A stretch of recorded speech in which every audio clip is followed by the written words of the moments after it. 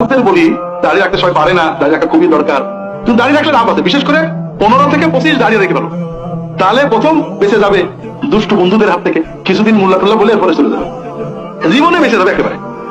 এর কিছুদিন পরে ওরা তোমাকে দেখে তুমি না বলে আপনি বলো, ওদের মনের ভিতরে তোমার প্রতি একটা ভক্তি।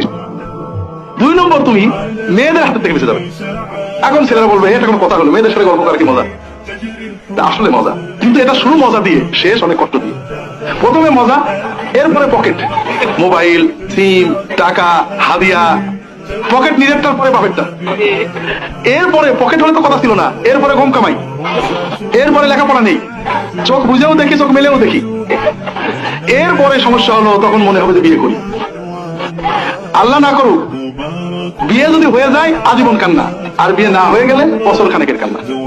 কারণ এই বয়সে ছেলেদেরও বলি মেয়েদেরও বলি, 15 থেকে 20-22 পর্যন্ত যেটা তোমরা দেখো এটা সব ভুল দেখো। এই সময়ে চয়েস মানেই ভুল। এই সময়ে যদি বিপদে পড়ো তাহলে আজীবন কাঁদতে হবে। কাজে এই কান্নার শুরু করায়ও না।